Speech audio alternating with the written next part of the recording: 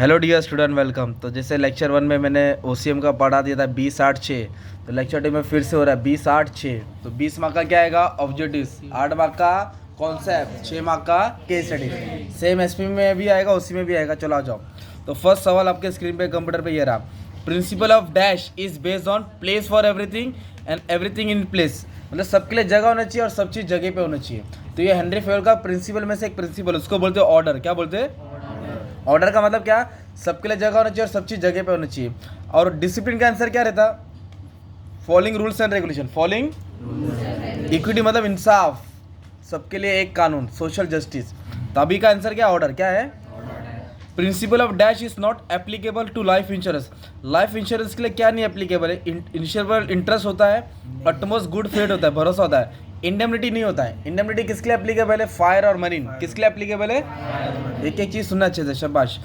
Process of contracting a business function to someone else, मतलब जो business का काम है वो किसी और को बांट देना कुछ हिस्सा।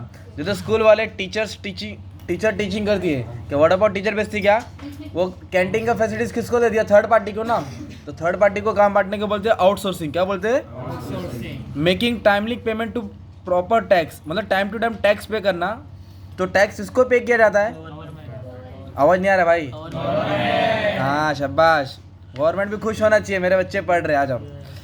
The term market is derive from dash word markets. तो मार्केटस एक वर्ड है, वो लैटिन वर्ड है। कौन सा है? ओल्ड इंग्लिश, वहाँ से उठा है, ठीक है। और माइक्रो मैक्रो जो इकोनॉमिक वो ग्रीक से उठा है। कहाँ से उठा है? तो ये 5 मार्क का ऑब्जेक्टिव हो गया। आजू बाजू वालों को तकलीफ नहीं देना है, ठीक है। अभी नेक्स्ट 5 मार्क का मैच ऑफ फॉलोइंग है। ये बहुत घुमा के आता है, इधर 5 है और इधर 10 दिया है। मतलब बच्चे लोग जानबूझ के गलत कर सकते हैं। तो कंट्रोलिंग मतलब होता है परफॉर्मेंस को चेक करना, देखना। जहाँ भी कंट्रोलिंग आएगा ना, आपको परफॉर्मेंस वाला देखना है, स्टैंडर्ड और कंट्रोल। तो इधर किधर है परफॉर्मेंस वाला? 4th वाला, शाबाश। तो कंट्रोलिंग का आंसर क्या? पूरा पढ़ो। एक्चुअल परफॉर्मेंस भी स्टैंडर्ड परफॉर्मेंस। एक्चुअल परफॉर्मेंस को स्टैंडर्ड के साथ कंपेयर करना।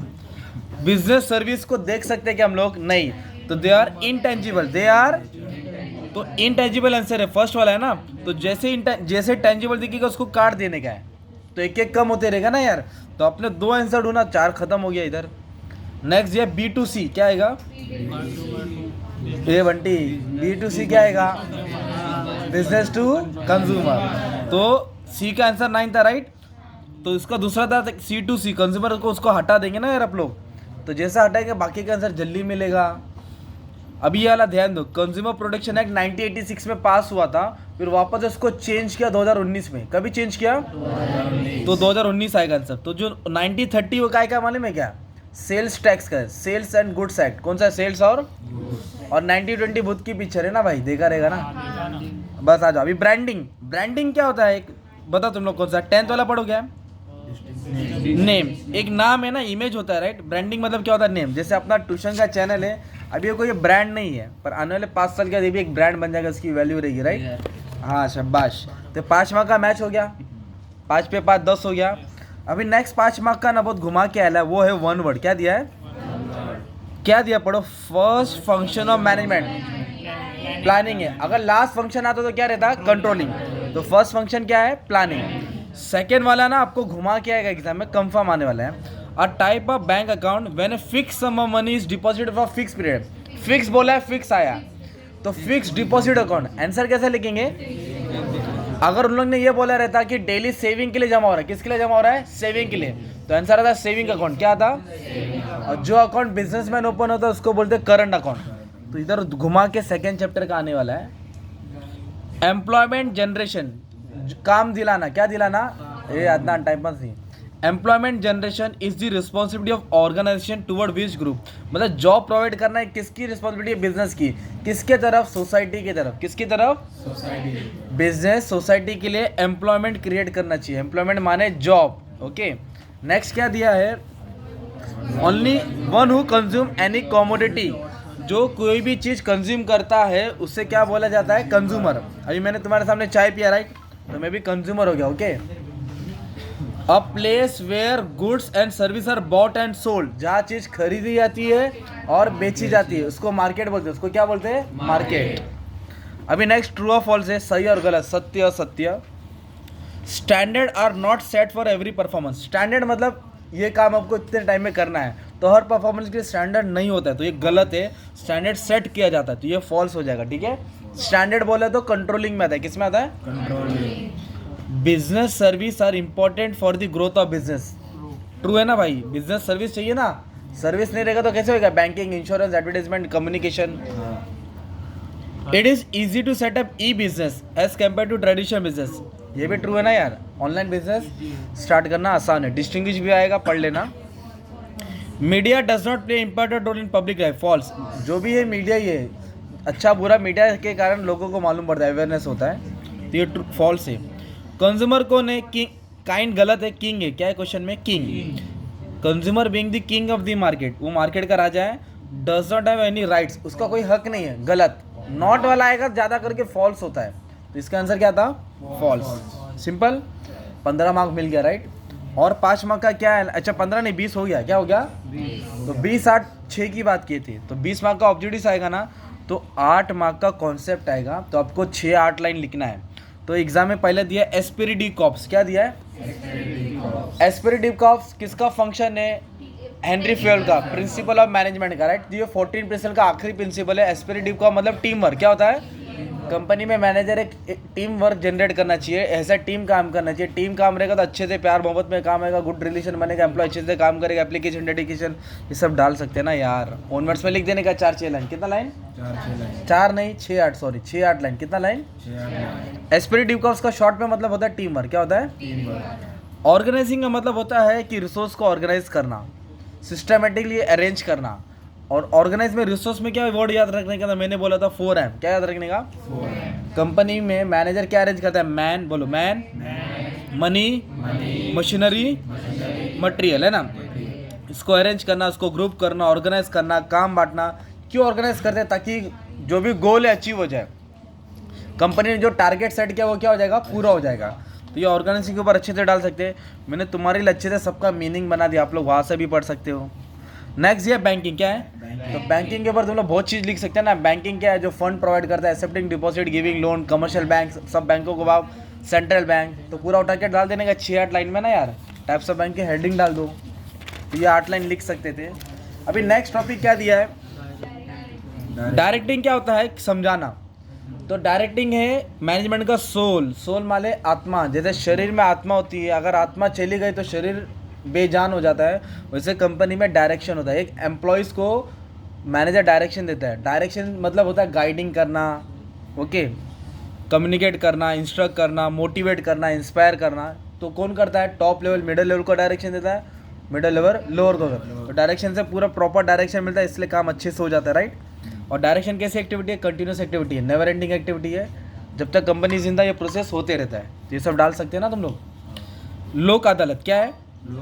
तो लोक अदालत को एक नाम है पीपल्स कोर्ट। क्या बोलते हैं? Peoples court. जो भी लोगों का मसला होता है, सोशल इशू होता है, रिगार्डिंग एनी इशू, वो उस अदालत में जाता है और तुरंत फैसला होता है, जजमेंट तुरंत मिलता है। इधर कोई ढेल बोलते हैं ना, ढीलापन नहीं होता, right. Lok Adalat issues are discuss and decision given without any delay. The order are pass और judgement given by Lok Adalat given by statutory recognition. Government के थ्रू ऑफिसर रहते हैं, जज रहते हैं, तुरंत फैसला सुनाते हैं, वो बात डाल देंगे। लोक अदालत क्या है? एक वर्ड याद रखो, पीपल्स कोर्ट। क्या है?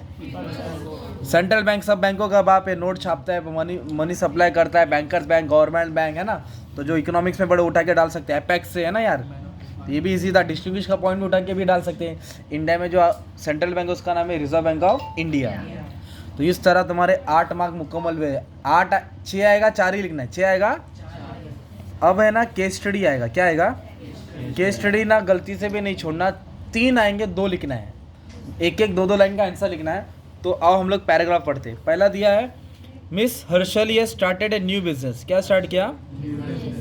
2 years ago her customer are located at different parts of the country and they are directly depositing bill amount। अलग अलग देश के हिस्से में बटे हुए इसके कस्टमर, तो bill amount in her business account, मतलब पैसा वहाँ से आता है। At the same time she use to pay various payment from account only. तो वहीं से वो अलग अलग पार्टी को पेमेंट करती है। पहला सवाल क्या है? Identify the type of account maintain by Harshali. तो हर्षली ने क्या स्टार्ट किया? बिजनेस। भाई क्यों बात कर रहे हैं, ध्यान देना। बिजनेस का कौन सा अकाउंट होता है? करंट। तो हर्षलियस मेंटेन करंट अकाउंट। कौन सा account? Suggest any one modern way of money transfer. तो मॉडर्न वे का मनी ट्रांसफर में आएगा NEFT। क्या आएगा? NEFT का full form national electronic fund transfer. एक अकाउंट से दूसरे अकाउंट में इंडिया में कहीं भी ट्रांसफर कर सकते हो। थर्ड क्वेश्चन है mention the facilities she gets on her business account. तो जिसके पास बिजनेस अकाउंट होता है उसको क्या मिलता है? ओवरड्राफ्ट। क्या मिलता है? बिजनेस अकाउंट करंट अकाउंट को ओवरड्राफ्ट मिलता है। क्या मिलता है? A kind of loan facilities, मतलब उसको एडवांस में लोन मिलेगा जीरो बैलेंस पे भी। 3 मार्क जमा हो गया ना यार। ए बंटी ध्यान दे। नेक्स्ट क्या दिया है? सेकंड वाला बाद में पढ़ते, पहले थर्ड पढ़ा था, इजी है। Jagdish purchase watch. क्या खरीदा? घड़ी। टाइटन शॉप चेमुटेशन में, ठीक है।